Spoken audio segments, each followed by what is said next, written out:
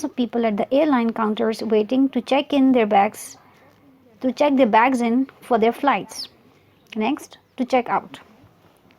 To check out, to pay the bill at a hotel or motel and then leave, to investigate or to examine. The adjective form check out derives from this idiom. The latest you should check out of the hotel is 12 noon. However, in your case, we can set a special checkout time of 2 p.m.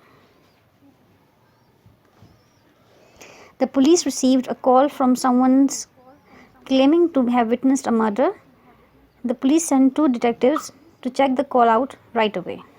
Next, to take somebody at one's word means to accept what one says as true, to believe.